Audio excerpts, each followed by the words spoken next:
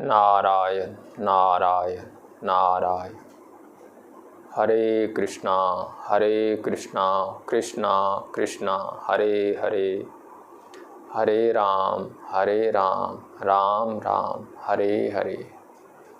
श्रीमद् कुंज बिहारिणे नमः। श्री बिहारी जी के चरणों में आप सभी के लिए मैं हृदय से मंगल प्रार्थना करता हूँ। अस्तु, आइए साधकों के लिए कुछ और आगे विचार करें। सबसे पहले तो मैं आपसे यही कहूँगा कि सारी बातें सभी के लिए नहीं होती। कोई बात किसी के लिए होती है, कोई बात किसी के लिए होती है। जैसे जब कोई बात कर्मकांड की आ जाती है तो जो कर्मकांड को महत्व देते हैं वो उन बातों को ज़्यादा सुनते हैं और उनके जीवन में ज़्यादा आती है। जो लोग उपासना में रुचि रखते हैं तो जब उपासना संबंधी बातें आती हैं तो वो उनके लिए ज़्यादा महत्वपूर्ण हो जाती हैं। इसी प्रकार से जो विचार करने वाले लोग हैं तो जब विचार करने वाली कोई बात आती है, विचारात्मक बात आती है तो उसको ज़्यादा महत्व देते हैं।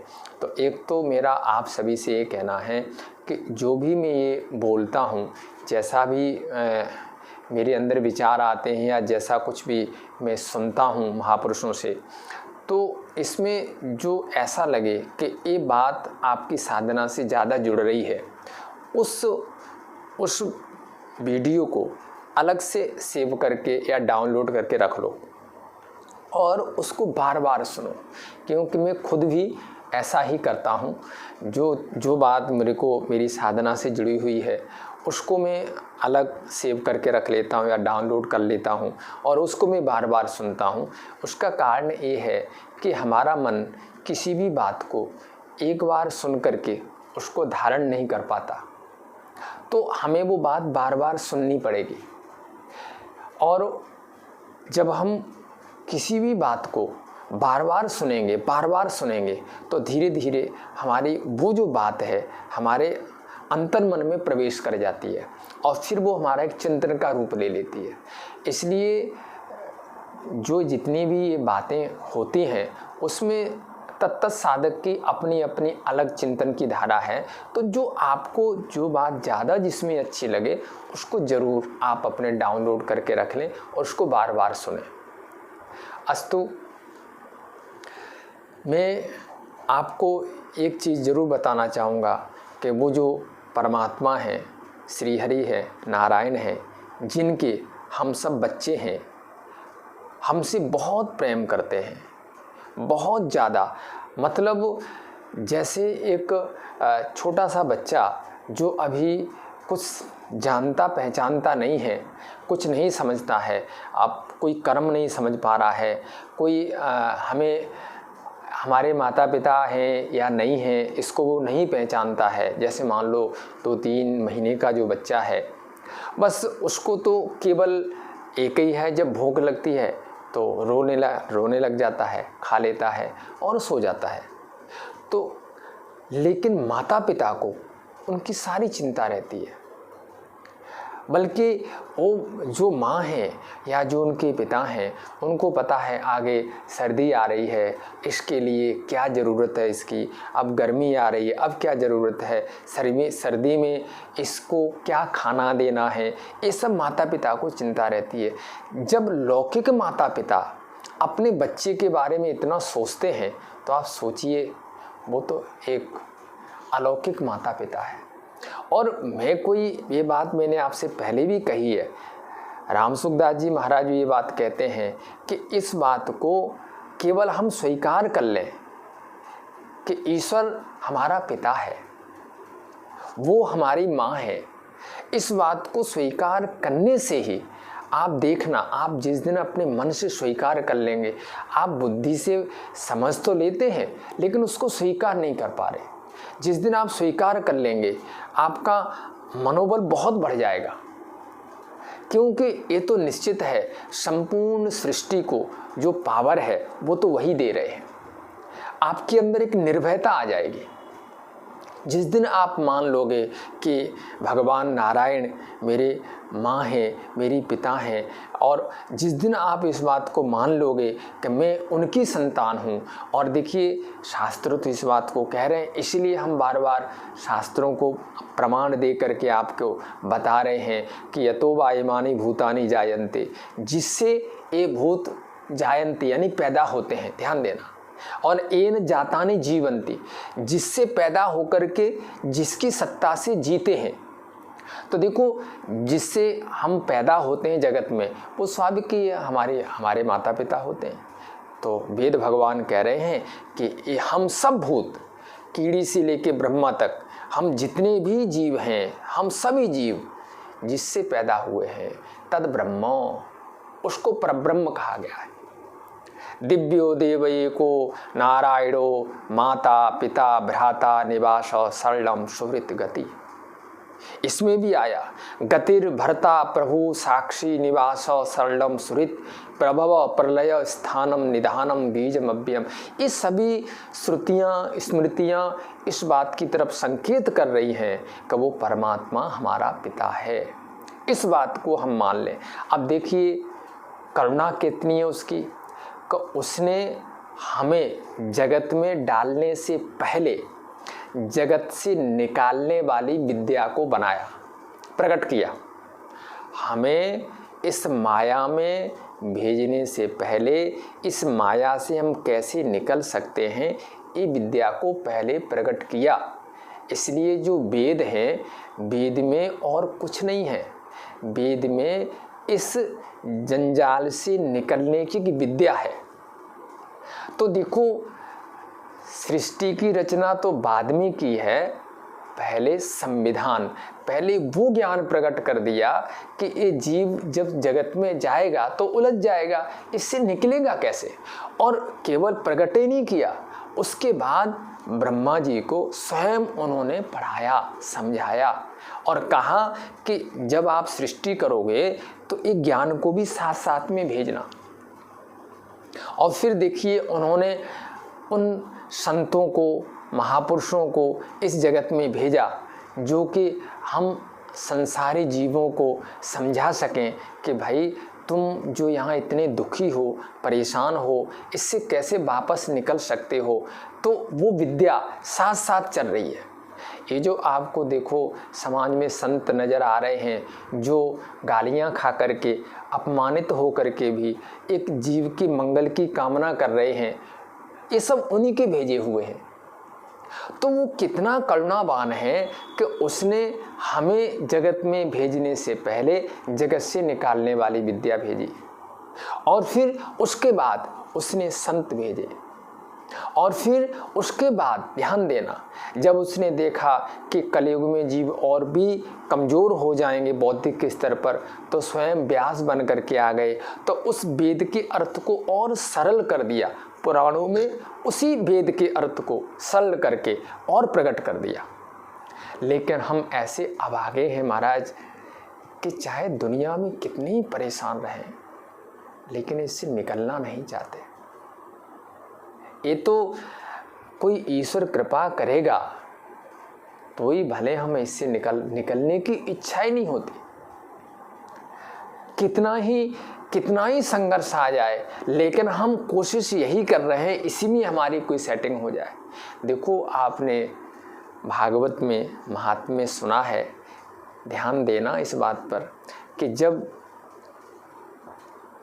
आत्मदेव के कोई संतान नहीं हुई, ध्यान से सुनना मेरी बात को, जब आत्मदेव के कोई संतान नहीं हुई तो वो दुखी होकर के इस मकसद से जंगल में गया कि या तो मैं कहीं न कहीं से कोई पुत्र प्राप्ति का बल लेकर के आऊँगा या फिर आत्महत्या करूँगा। यानी पुत्र प्राप्ति की वर के लिए वो जंगल में गया। एक संत से उनकी मुलाकात हुई, आपने ये प्रसंग सारा सुना है। और जब संत के दर्शन हुए, चरणों में गिर पड़ा, संतों ने उठाया, समझाया, पूछा क्या बात है। तो उसने ये नहीं कहा कि मुझे भगवत दर्शन करा दो, मुझे भगवान का कोई ज्ञान दे दो, बस उसने एक ही बात कही, मुझे पुत्र चाहिए। ये हम संसारी जीवों की सोच का वर्णन है और कुछ नहीं है। संतों से कहा बस महाराज कुछ ऐसी कृपा कर दो कि हमारे पुत्र हो जाए, मुझे पुत्र चाहिए। संतों ने उसके मस्तिष्क की रेखाएं देखी और रेखाओं को देख करके संतों ने कहा कि सप्त जन्मावधि तब पुत्रो नैवच नैवच। अरे ब्राह्मण देवता, तुम्हारे जीवन में पुत्र सुख तो 7 जन्म तक नहीं है। तुम्हारे जीवन में पुत्र सुख 7 जन्म तक नहीं है। इस जन्म की तो बात छोड़ दो।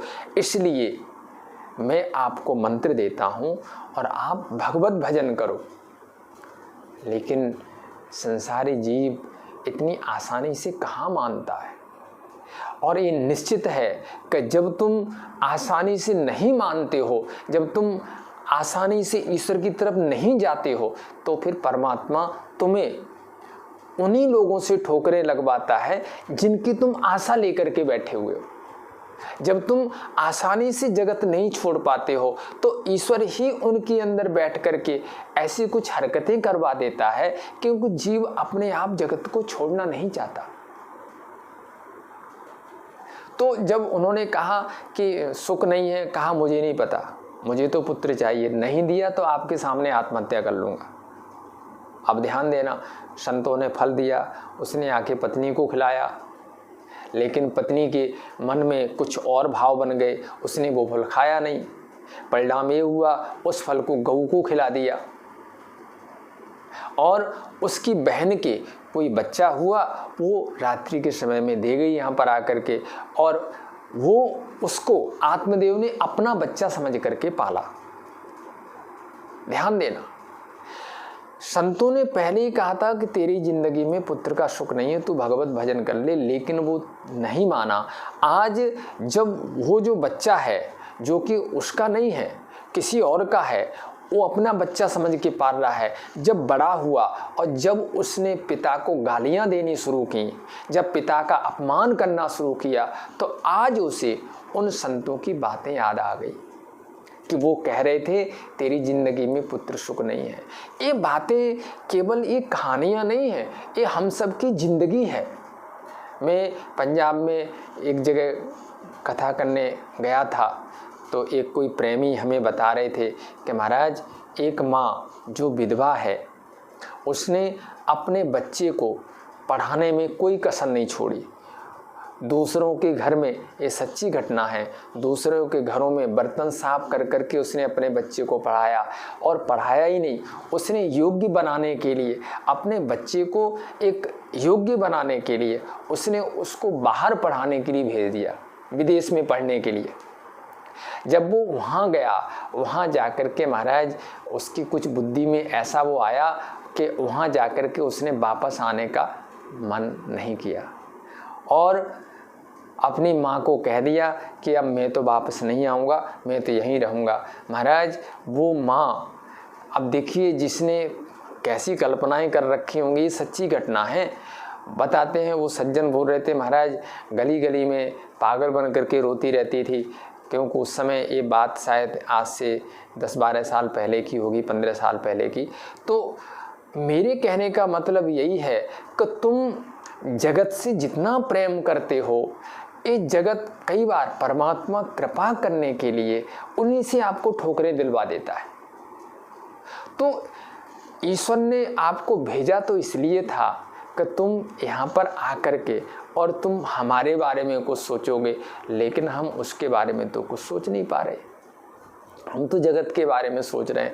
तो जैसे जो आत्मदेव हैं, जब उसके उसी बच्चे ने जिसको उसने पाला था, जब उसने गालियां दी तो उस समय फिर वो रोने लग गए, और तब वो जो संत का फल था जो कि उसकी पत्नी ने गऊ को खिला दिया था, और गऊ से एक बालक का जन्म हुआ था जिसका नाम गोकर्ण था, उन्होंने फिर ये बात कही कि जगत में कहीं भी सुख नहीं है।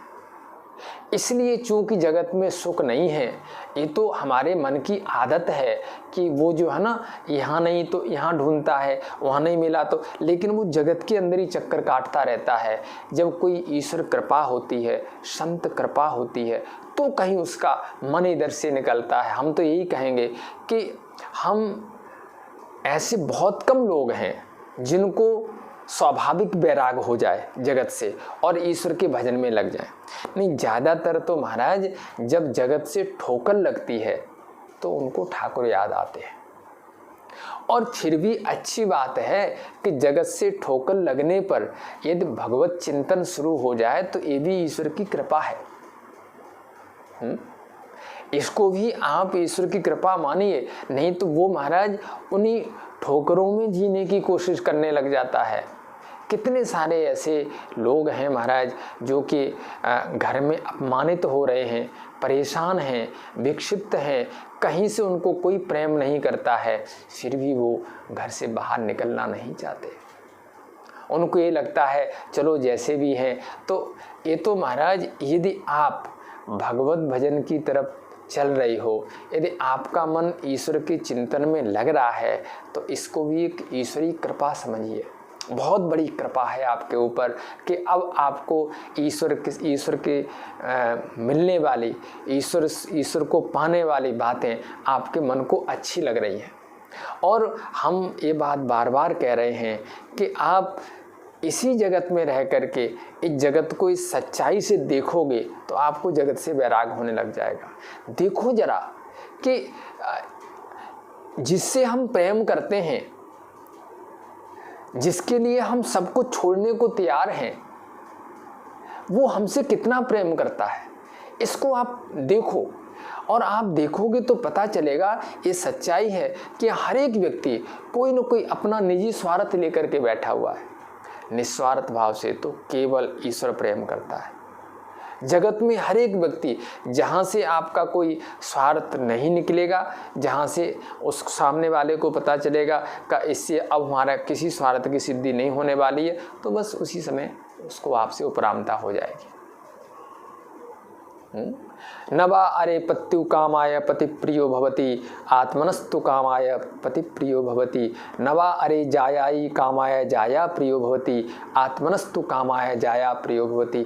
यह सब अपने लिए दूसरों से प्रेम कर रहे हैं। जिस दिन हमारे स्वार्थ की स्थिति हो जाएगी तो हम वहाँ से हट जाएंगे।